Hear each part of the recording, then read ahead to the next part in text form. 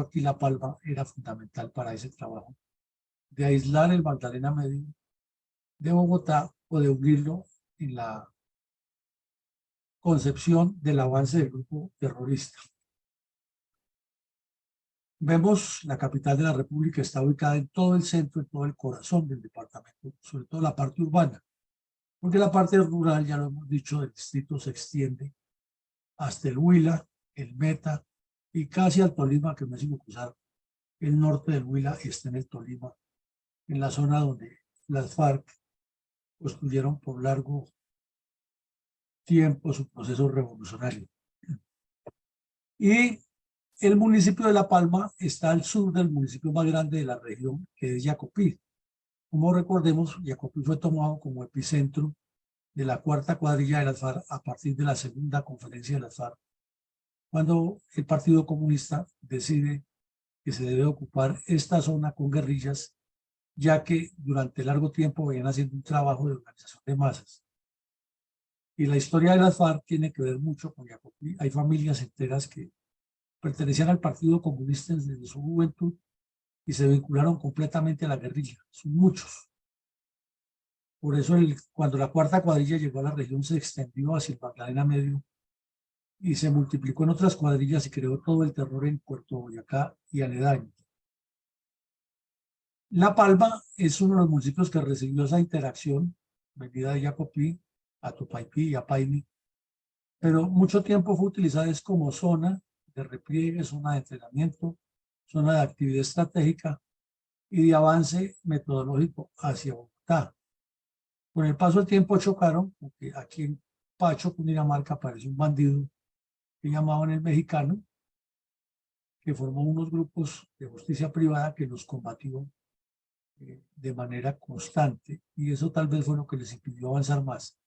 Sin embargo, toda esta zona fue y sigue siendo afectada por presencia de bandidos de las FARC. Esa sería la descripción general de lo que es la importancia geoestratégica de La Palma, Cundinamarca. Mi coronel, ¿podríamos tener un panorama descriptivo de las condiciones sociales, políticas, económicas y culturales del municipio de La Palma, Cundinamarca? El municipio de La Palma, Cundinamarca, está ubicado en la parte baja de uno de los cerros de la cordillera. Y como lo vemos, el mismo defecto de todas las zonas andinas con sectores que han sido descapitados, que se ha producido en la tala de árboles para hacer potreros con fines de ganadería o de agricultura. El terreno no es rocoso, y esa es una gran dificultad que tiene la zona. Es un limo muy fino, y en la medida que se va acercando más al Valle del Magdalena, va siendo con una vegetación muy característica de la zona, con helechos, mucho helecho y mucha peringamosa. Y eso pues indica que la tierra es muy seca, muy limosa, y que si no es por las lluvias se dificulta para la agricultura, pero tiene muchas cañadas que son productos de los pliegues de la cordillera, y hay agua más o menos todo el año para que el campesinado pueda vivir en la región. Es increíble que en pleno siglo XXI todavía las personas de la región vivan con esas características que vemos en la foto de la señora campesina que está aquí abajo. Tablas, teja de zinc, piso sin pavimentar, pero por lo menos tiene ya algunas comodidades, que no es el caso de todos los campesinos. Esta porque seguramente su vivienda está al lado de la carretera y recibe energía eléctrica. Pero al lado derecho vemos que la descripción del suelo que hemos hecho es muy compleja, porque no permite el asentamiento fijo de las construcciones, además que la constitución telúrica así lo caracteriza. Y entonces vemos que cada vez que llueve, se producen estos deslizamientos de tierra de la banca de la carretera, que aunque se arboriza sola por este tipo de vegetación primaria, puede más la fuerza de la naturaleza y produce los deslizamientos. Y en la carretera, como vemos, la banca se carcome sola porque no es sólido, no es roca, sino es un limo muy fino que se va desgastando, y eso hace que el tránsito hacia las veredas se complique, porque tienen que volver a replantear el trazado de la carretera, volver a derrumbar tramos de la montaña, y eso es lo que conduce es a más deterioro ambiental y a posteriores problemas. Es una región de vocación agrícola. Sus campesinos son muy tradicionalistas, como lo son en casi todas partes del país. La vida activa del municipio es en los fines de semana y las festividades. Y en la región sí ocurren, como en todas las regiones del país, carnavales y ferias y fiestas y verbenas populares que celebran todas esas personas, pero por lo general el resto del año están muy dedicadas a la agricultura y a la pequeña ganadería. Se produce café y otros productos agrícolas de tierra templada, dijéramos, pero en la parte alta pues también se puede sembrar algunos productos de tierra fría. Eso sería una descripción muy general de un municipio que se tomó como referencia por las FARC, y desde el Pacto FARC-Santos hasta que se sacaron de Cundinamarca padeció mucho influjo de la violencia comunista. Adelante, mi coronel. Mi coronel, ¿quiénes son los responsables del ataque terrorista perpetrado por las FARC con un carrobomba explotado en la vereda El Hato del municipio de La Palma el día 12 de enero del 2003, hace 20 años? Pues los dos principales responsables son Tiro Fijo y el Mono Jojoy. Tiro Fijo, que era el jefe de las FARC, la ilustrísima ahora senadora Sandra Ramírez, que era la que transmitía todas las órdenes por el radio, al Mono Jojoy, y el Mono Jojoy, que desde sus guaridas en el Meta dirigía a todos los bandidos que estaban en Cundinamarca y los presionaba para que perpetraran ese tipo de acciones contra los colombianos, con el fin de causar terror, zozobra, miedo e incentivar la violencia comunista, con el fin de acercar las estructuras de la FARC hacia Bogotá.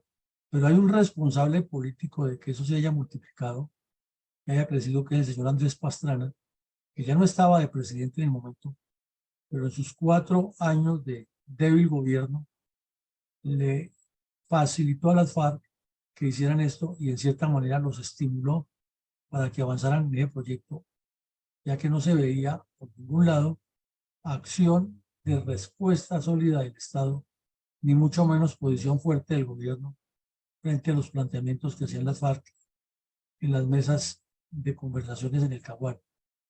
Esos serían los responsables.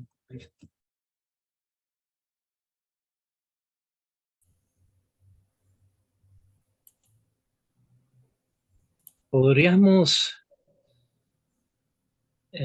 para ilustrar mejor nuestra audiencia, el ambiente operacional en que ocurrió el ataque terrorista perpetrado por la cuadrilla 22 del bloque central de la FARC con un carrobomba explotado en la vereda El Hato del municipio de La Palma, Cundinamarca, el 12 de enero del 2003, nos parece conveniente revisar algunos antecedentes tácticos y estratégicos del lamentable suceso desde su óptica analítica. ¿Cuál podría ser estos?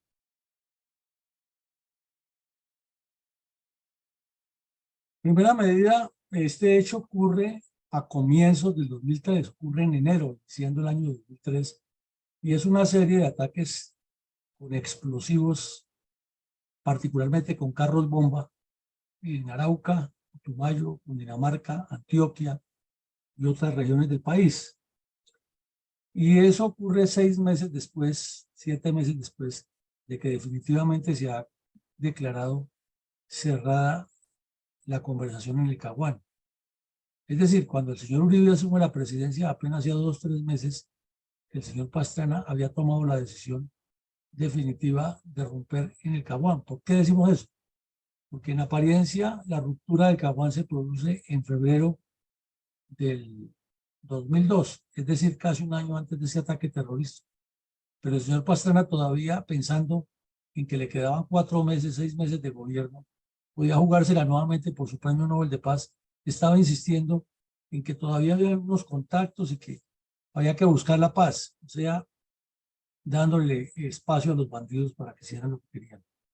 Pero claro, entró el país en la época electoral y luego ya hubo la posesión presidencial y en cierta forma los medios de comunicación no mencionaron eso, que seguía todavía como que medio vivo por parte del señor Pastrana. Se inició una estrategia de seguridad democrática que, hay que ser claros, es la respuesta militar del Estado. Y lo que las fuerzas militares necesitaban era una decisión política, no, como se dice coloquial y equivocadamente, que fue que el señor Uribe le imprimió dinámica militar a las fuerzas armadas y de policía, las fuerzas militares y de policía. No, esa dinámica siempre la han tenido los soldados colombianos y la tendrán, porque es la característica del ADN del colombiano y es la estructura funcional de la institución militar. El señor Uribe lo que hizo fue que asumió una posición clara, completamente diametral o diametralmente opuesta a la que había tenido el señor Pastrana, de la actitud y de arrodillarse ante los bandidos. Aquí lo que hubo fue un gobierno que en su primer periodo dijo: las fuerzas militares deben cumplir con su función y vamos a buscarle los apoyos que necesiten, especialmente los que estaba dando Estados Unidos, que hubo cierta sinergia con el gobierno colombiano. Pero en síntesis fue una acción eminentemente militar. No es como dicen algunos, que llegó Uribe y volvió a los militares combatientes, porque era que estaban acabados. No, lo que pasa es que los tenía el señor Pastrana amarrados, maniatados, como los tiene en este momento el señor Petro con su cuento de la paz total. No hacía mucho tiempo había sido capturados, cuando ya se iban a volar del país, 3 terroristas irlandeses que han venido a enseñar a las FARC a armar carros bomba y a utilizar artefactos explosivos en la guerra irregular, con una intención mucho más malévola de la que lo hacían.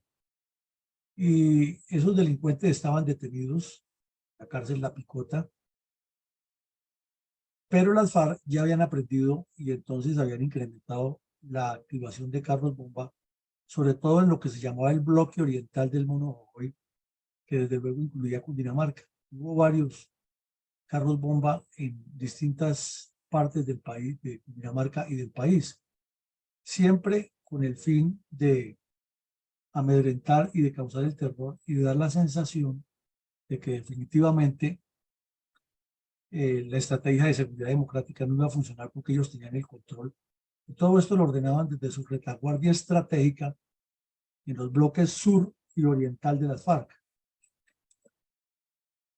Hubo para la época el inicio de un proceso, de un periodo que ya venía acumulado desde el gobierno Pastrana, que fue la manipulación para liberar los secuestrados.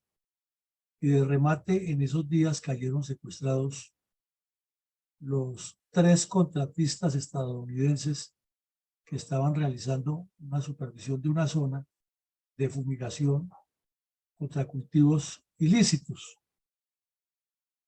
Entonces las FARC comenzaron a promover abiertamente el canje, lo que le salvó la vida a los políticos corruptos que iban a fusilar, porque lo han secuestrado ahora para fusilarlos, y eso se lo dijo Alfonso Cano a el periodista Jorge Enrique Botero en una entrevista que le hizo por allá cerca de Cali, la montaña.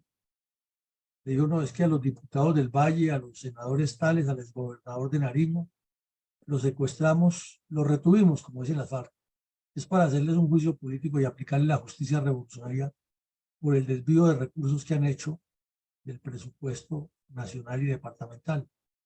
Pero el secuestro de los 3 estadounidenses, más que el de Ingrid Betancourt, los puso a negociar ya la liberación en un intercambio de un canje humanitario que consistía en que ellos liberaban a estos secuestrados y el Estado colombiano sacaba de la cárcel a todos los bandidos que estaban presos, que eran miembros de las FARC, pero le agregaban algo que no lo podía aceptar ningún gobierno, y era que se volvía un canje permanente. Entonces, cada vez que el Estado capturara un bandido, ellos iban y secuestraban a un militar o a alguien de prestancia nacional o internacional, e inmediatamente tocaba hacer el canje.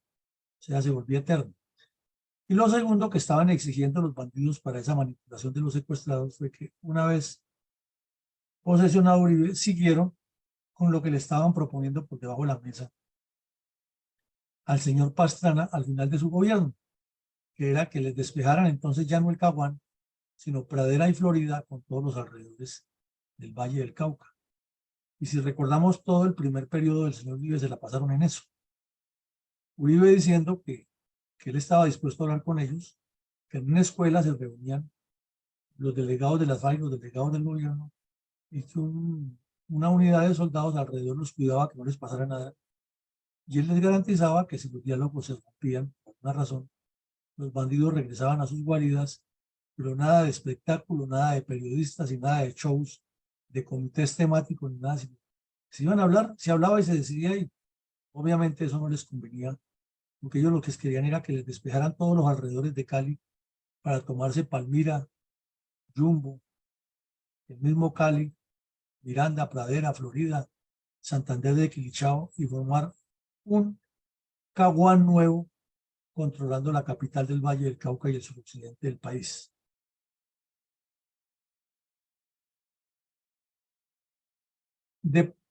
Mientras el presidente Uribe les decía que no, ellos mantenían esa posición desafiante que han tenido todos los terroristas colombianos para negociar, y terroristas del mundo. Ahí vemos que el ejemplo de Hamas es el mismo, que si no le ceden en lo que ellos quieren, comienzan a matar de a uno de los secuestrados, que están dispuestos a morir por la causa, que si se muere un bandido de esos, habrá otro que lo reemplace, que ellos son conscientes que al ingresar a la guerra su vida está en peligro.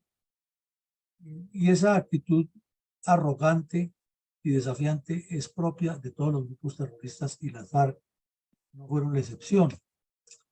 Pero al mismo tiempo, frente a esa actitud cruenta y desafiante, la soberbia de la dirigencia política colombiana frente a las FARC era, es y seguirá siendo muy resaltante, debido a que ellos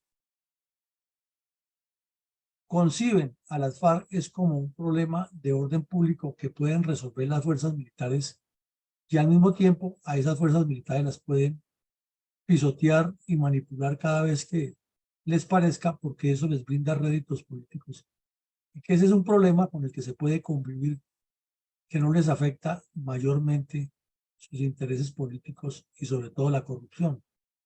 Y esa ignorancia de ese tema es la que nos ha traído primero a que se elige el señor Petro, y segundo que estemos en la incertidumbre tan grande que hay en el país acerca de la eventual agenda para una asamblea constituyente, o que el país pueda caer en una descomposición peor, con violencia de todos los sectores, producto del desgobierno de Petro y de la incapacidad funcional que le ha impreso este señor a las fuerzas militares y de policía para cumplir con su función en la construcción de un caos que es preocupante. Eso tiene un origen desde la época del señor Belisario Betancur, que comenzó a arrodillarse ante los bandidos.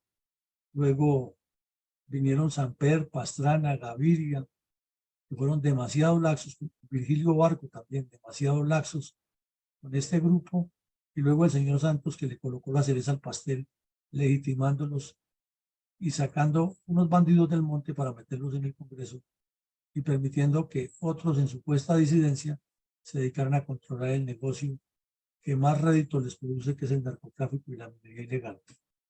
Es una soberbia bastante compleja de una dirigencia que no ha querido entender dónde está el problema, porque parecería que no les importa ni el país ni la sangre de los soldados que se sacrifican por ellos.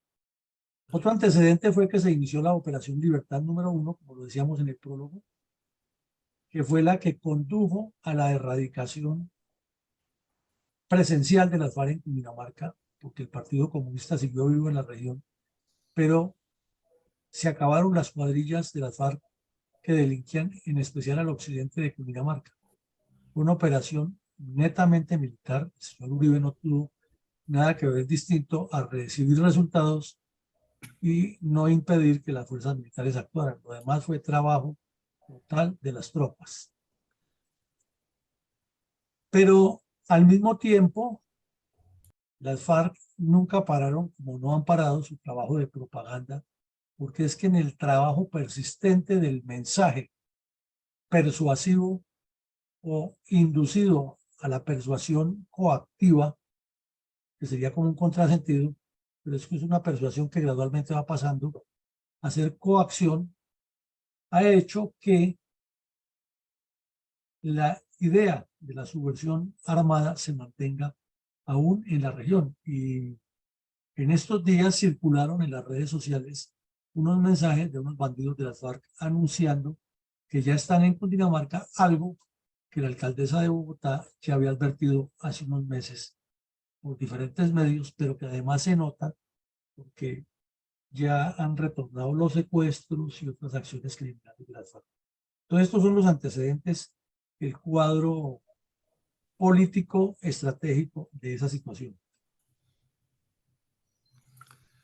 Mi coronel, en Internet se encuentran abundantes datos acerca de los crímenes perpetrados por el bloque oriental de las FARC en Cundinamarca hasta el 2008. ¿Cuáles de estos sucesos se podrían relacionar para dar mayor claridad a la audiencia?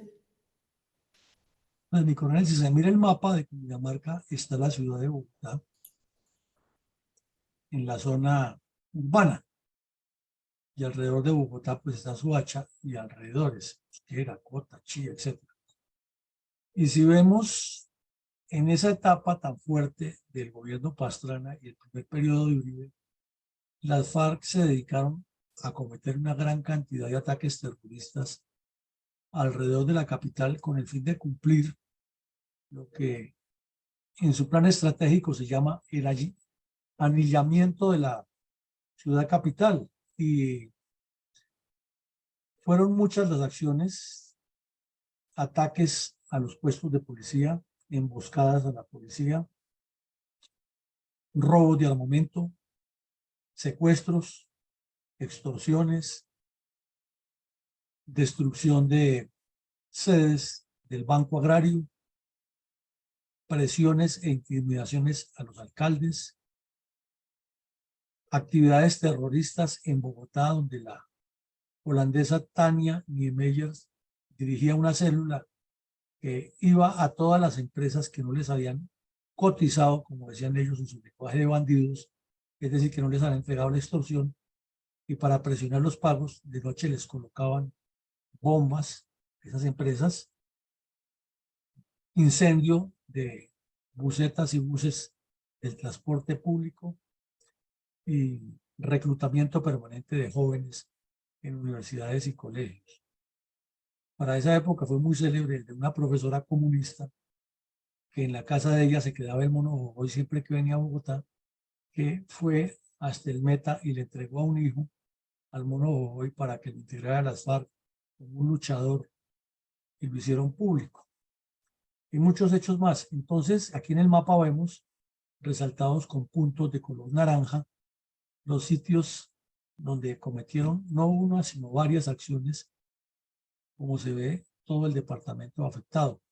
Y la respuesta del plan o la operación Libertad 1 fue en este sector del occidente, que al golpearlo allí afectó el suroccidente, tuvieron que replegarse hacia el páramo, y lo mismo aquí por el oriente de Cundinamarca hubo una presión grande, lo sacó de la zona, y la activación del batallón de alta montaña Sumapaz incidió mucho en que perdieran este control y tuvieron que replegarse hacia el Meta.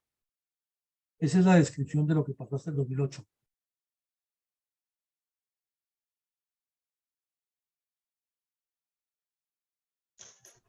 Mi coronel, ¿qué publicó la cadena radial Caracol al respecto?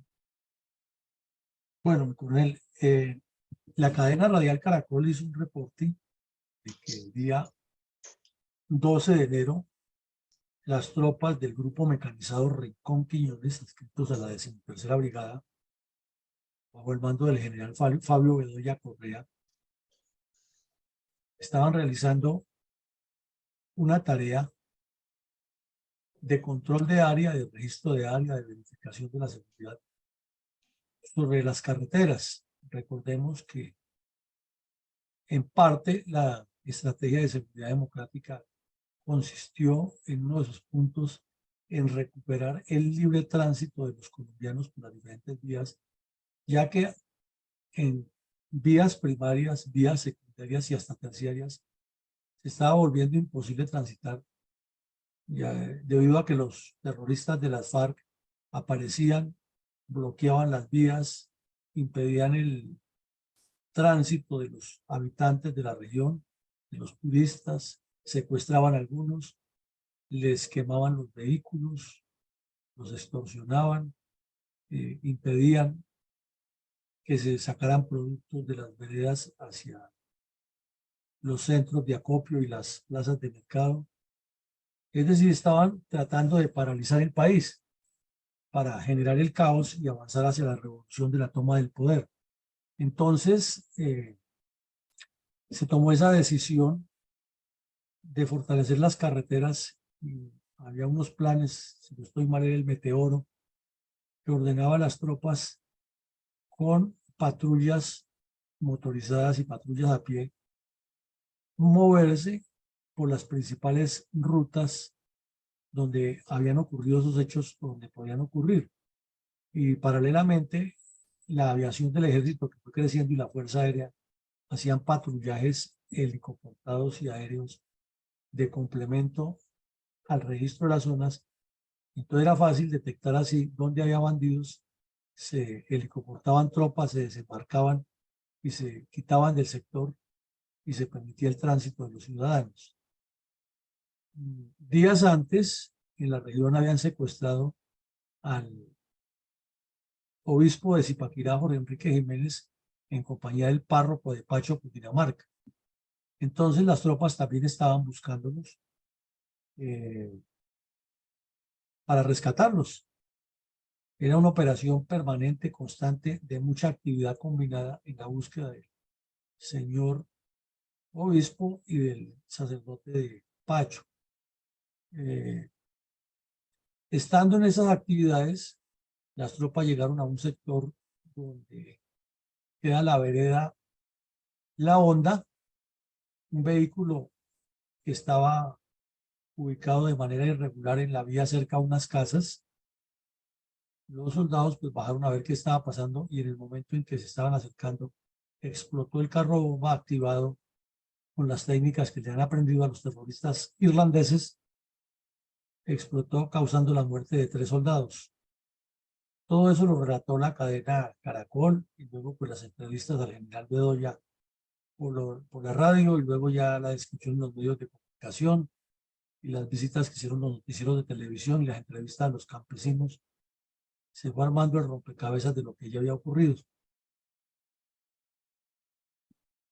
¿Cómo describió el diario El Tiempo de Bogotá los hechos relacionados con el ataque terrorista perpetrado por la cuadrilla 22 del Bloque Oriental de la FARC con un carrobomba explotado en la vereda El Hato del municipio de La Palma, Cundinamarca, el 12 de enero del 2003?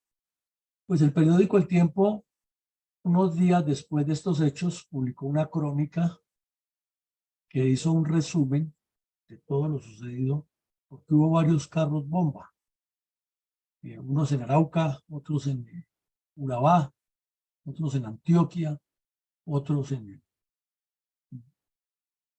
Meta, Huila.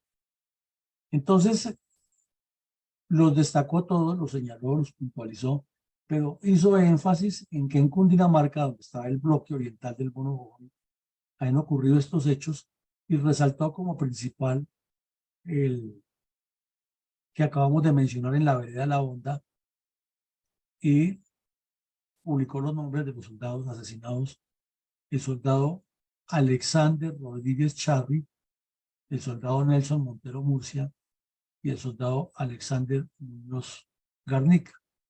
3 jóvenes que tenían la vida en primavera, 18, 19 años de edad, es decir, que estaban hasta ahora prestando el servicio militar obligatorio y perdieron la vida tratando de ayudar a los colombianos que los bandidos no impidieran el funcionamiento normal del país. Y ahí quedaron heridos el suboficial, el sargento Norberto Morales León, y los soldados Alexander Sotelo Herrera y Giovanni Gómez Ortega.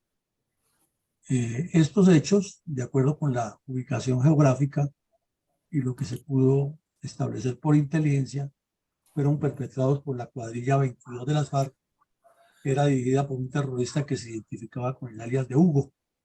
Posteriormente fue capturado durante la operación Libertad 1, que estuvo preso, pero que años después, con el pacto FARC Santos, quedó libre y ahorita debe estar haciendo fila para que Petro lo nombre de embajador. Adelante, mi coronel. Mi coronel, podemos escuchar con reverencia un minuto de silencio en memoria de las víctimas del ataque terrorista perpetrado por la cuadrilla 22 del bloque oriental de las FARC con un carro bomba explotado en la vereda El Hato del municipio de La Palma, Cundinamarca, el 12 de enero de 2003.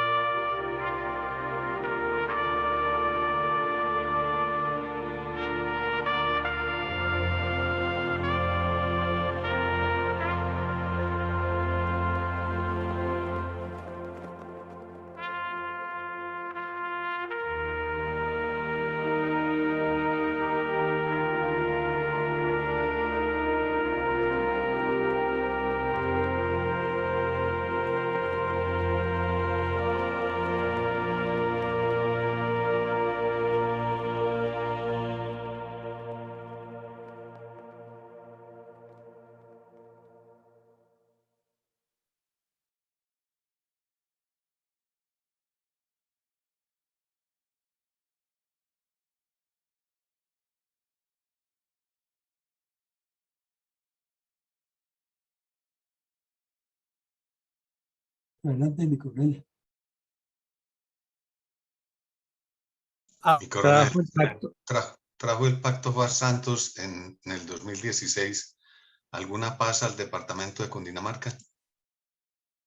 No, mi coronel, no, porque ahora que este señor Petro de presidente y este bandido de tal mordisco que está de cabecilla de la FARC, vienen anunciando desde hace rato que están nuevamente en Cundinamarca, y de hecho lo están, y han cometido algunos actos criminales. Se está reverdeciendo la extorsión a empresarios, a industriales, ya han aparecido en algunas vías y La misma alcaldesa de Bogotá denunció la presencia de las FARC. El gobernador de Cundinamarca trató de paliar la situación diciendo que no hay pruebas concretas, pero los bandidos ya han publicado videos. Entonces quiere decir que fue un show, que al contrario, lo que se logró durante la primera parte del siglo XXI, lo que va corrido, solo sirvió para amainar la situación y que estos delincuentes están recuperando su capacidad criminal con los riesgos que todo eso significa para la seguridad de los cundinamarqueses, de los bogotanos y del país en general, es decir, afectando uno de los puntos más sensibles de la seguridad nacional. ¿Tiene Colombia alguna esperanza de paz real y de resarcimiento a las víctimas de la FARC en el departamento de Cundinamarca en las actuales conversaciones de paz con el gobierno de Petro? Pues la respuesta, atándola con lo que acabamos de decir, es no, porque de todos estos hechos criminales que hemos visto, pasaron prácticamente al olvido y quedaron en manos de la JEP, que lo único que ha hecho es legitimarlos, pero no judicializarlos ni responsabilizar a los cabecillas, y menos ahora si se inicia diálogos con los mismos que van a querer mucho más de lo que ya consiguieron. Entonces las víctimas, que siempre se dice en forma teórica que están en el centro de los acuerdos, van a quedar mucho más victimizadas, revictimizadas y desconocidas, y los bandidos lo que van a hacer es sumarle crímenes a sus prontuarios sin que paguen jamás por ellos. Conclusión, no.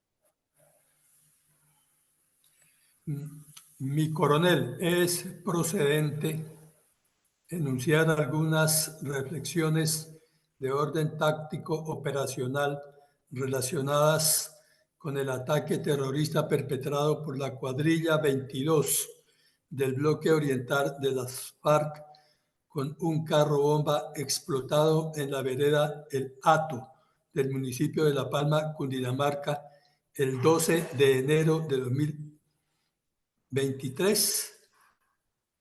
Sí, claro, hay unas, De 2003, escúcheme.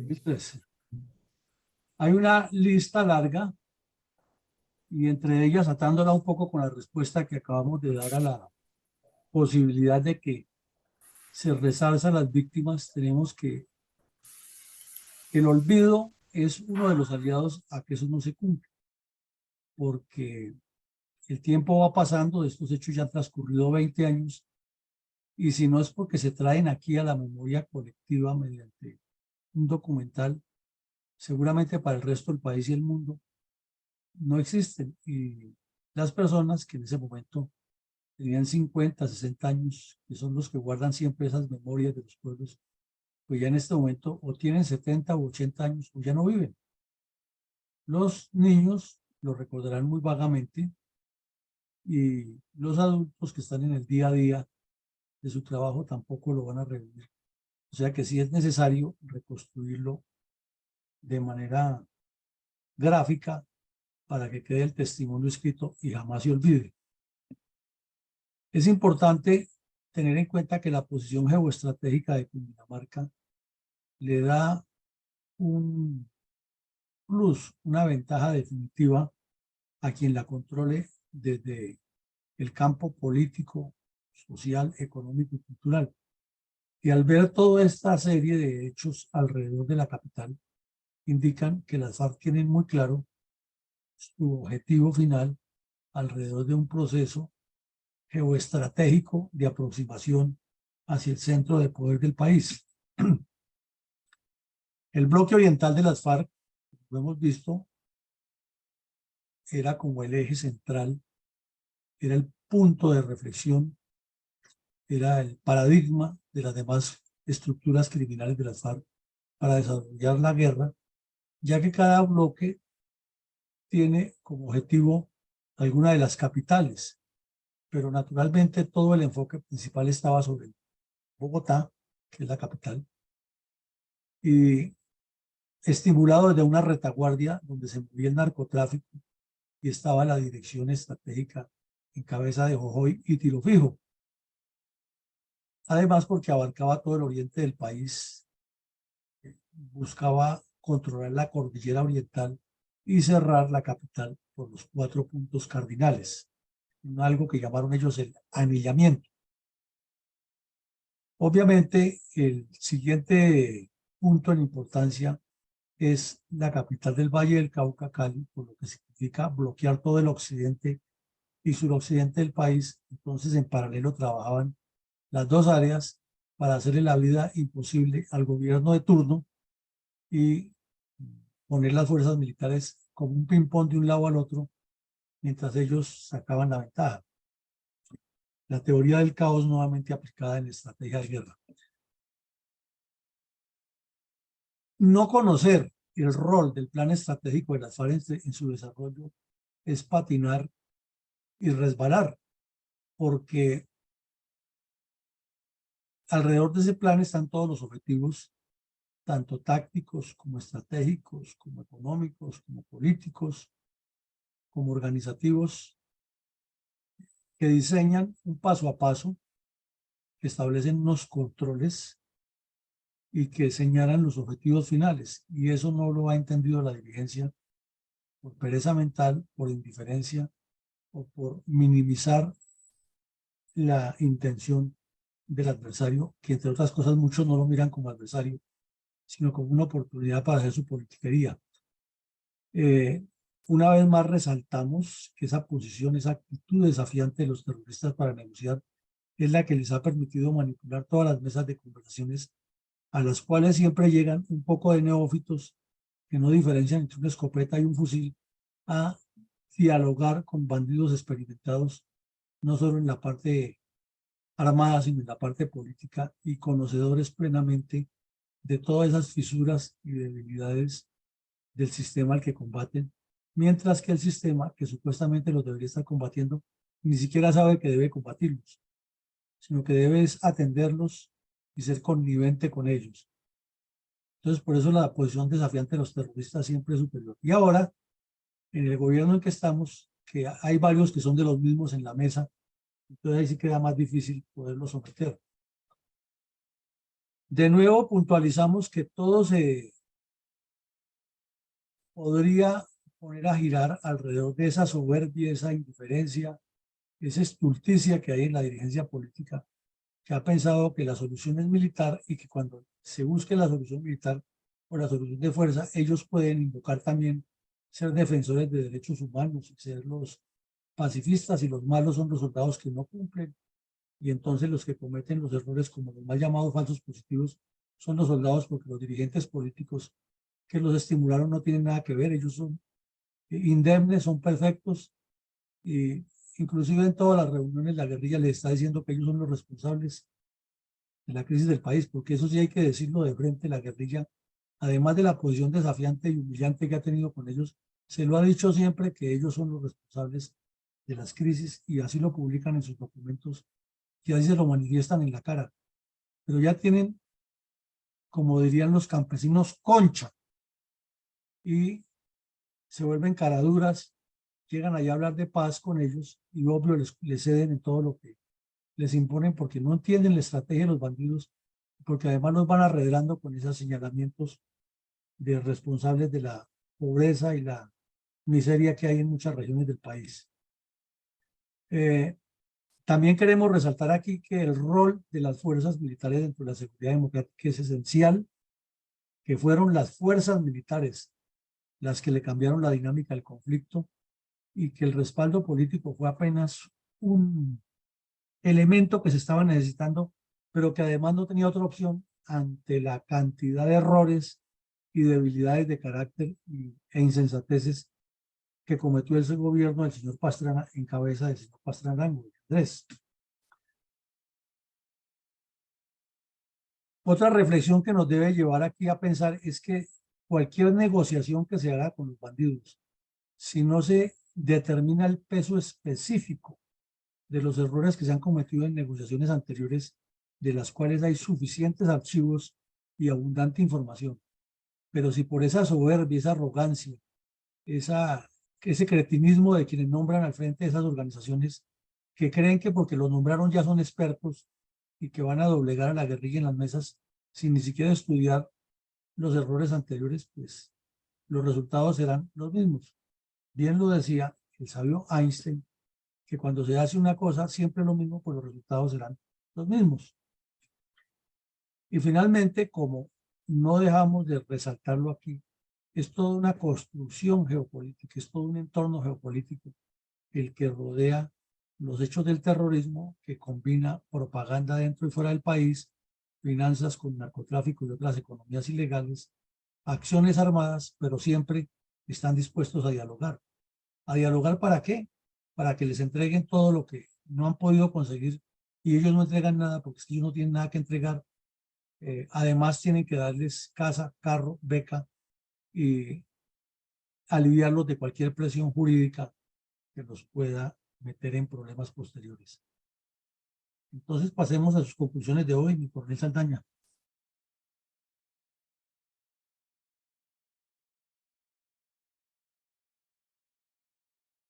Hoy, mi coronel, gracias. Un momentico, por favor. Bueno, tenemos primero que dar un saludo a quienes nos están escuchando por otros medios en este episodio que presenta la Fundación Excelencia, Liderazgo y Transformación, hoy martes 24 de octubre de 2023, episodio 435. Objetivo Colombia. Se ha demostrado en todos estos episodios y en especial en este episodio que en Colombia lo único que ha faltado es voluntad política para acabar la violencia producida por los narcoterroristas de la FARC y otras organizaciones terroristas. Y que los procesos de paz han hecho mucho daño porque sus resultados han sido adversos a la paz. Uno de los daños, por ejemplo, fue la creación de la llamada Comisión de la Verdad o mecanismo de creación para el esclarecimiento de la verdad y la no repetición. ¿Y por qué ese daño? Porque es que paradójicamente se repite con más ímpetu la violencia. Miremos lo que llaman la decisión de Iván Mordisco. Y a su vez, Iván Mordisco tiene otra excisión que no está de acuerdo con lo pactado por este terrorista Iván Mordisco con la comisión que en este momento está en Cuba para alcanzar supuestamente la paz. Pero algo importantísimo que hay que tener en cuenta es que el Estado no se puede apropiar de la verdad. Eso está escrito en la sentencia C-116, que acerca conceptos de la Corte Interamericana de Derechos Humanos a este respecto. Lo que realmente debería estar en el centro de memoria histórica serían estos episodios, porque eso sí lo permite la norma nacional e internacional, que son las asociaciones y las personas las que deben de entregar la memoria histórica para que se conozca. En segundo lugar, volviendo a la estrategia del comunismo, veamos que el estilo staliniano de represión apoyado en el Estado, controlado por el partido, debe ser así, dice la doctrina comunista. Se ha querido cambiar por otro que busque la colaboración y participación de las masas controladas por el partido. Se ha buscado la transferencia de autoridad del Estado a organismos públicos de su autogobierno como los sindicatos y las juventudes. Este esquema está limitado por las posibilidades económicas de ofrecer un nivel de vida mejor a las masas. La exigencia de sindicatos no controlados por el Partido de los Obreros se origina en la necesidad de aumentar salarios para mantener el nivel de subsistencia. No controlados, dice la doctrina comunista, es lo que quiere decir que el Partido Comunista debe de controlar los sindicatos. La presión mundial dificulta el regreso al esquema represivo y obliga al partido a buscar nuevas formas de control sindical. El programa del Partido Comunista, obviamente, asigna al partido la función de dirigir, guiar y controlar todas las actividades sociales.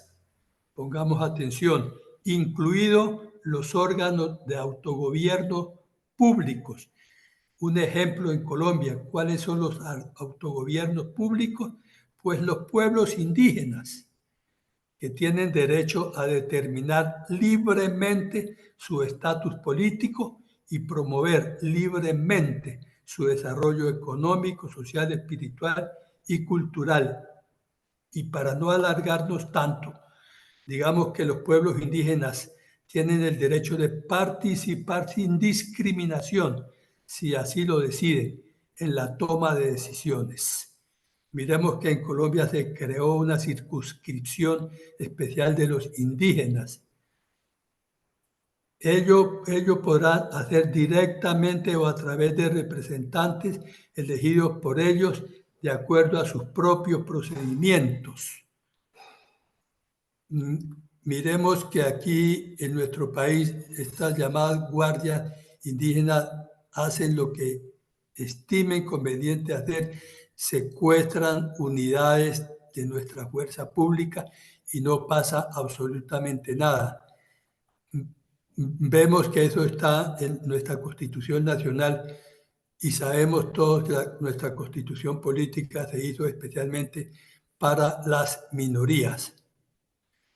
En este sentido, siguiendo el hilo de esta reflexión, la sociedad se mira, según el Partido Comunista, como global y no puede permitirse nada en ella que escape al control y dirección paternalista del Estado, que es lo que estamos viendo en este momento aquí en nuestro país.